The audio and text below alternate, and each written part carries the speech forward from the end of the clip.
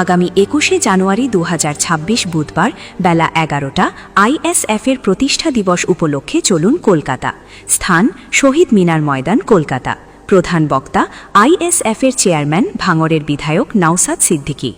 এ লড়াই কারো একার নয়, এ লড়াই সংবিধানের, এ লড়াই অধিকার আর মর্যাদার।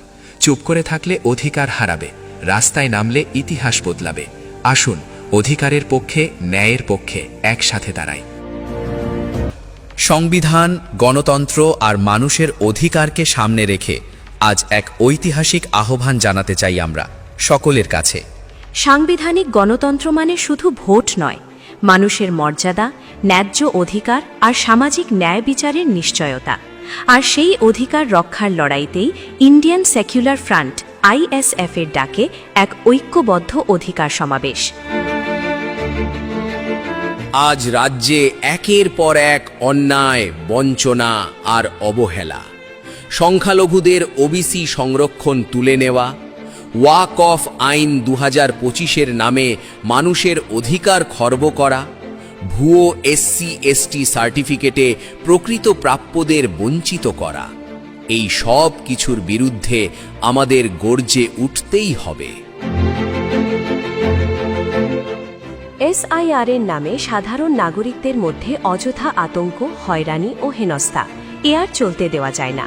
সরকারি শিক্ষা ব্যবস্থা ভেঙে পড়ছে, চিকিৎসা ব্যবস্থা বেহাল, সরকারি স্কুল, মাদ্রাসা ও বিভিন্ন প্রতিষ্ঠানে হাজার হাজার শূন্যপদ, কিন্তু নিয়োগে স্বচ্ছতা নেই, দুর্নীতি থামছে না।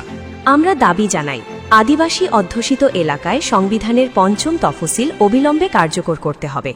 নয়া শ্রমকোড শ্রমিক বিরোধী, এই সর্বনাশা আইন বাতিল করতে হবে।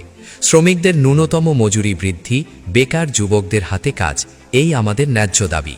ভিন রাজ্যে কর্মরত বাঙালি শ্রমিকদের ওপর অত্যাচার, নিপীড়ন, এমনকি হত্যা এ আর বরদাস্ত নয়। তাদের সার্বিক নিরাপত্তা রাষ্ট্রকেই নিশ্চিত করতে হবে। আর নারীদের নিরাপত্তা, আরজি করের তিলোত্তমা, তামান্না ও আনিস খানের খুন, এই সমস্ত ঘটনার প্রকৃত দোষীদের চরম শাস্তি চাই আমরা। এই সমস্ত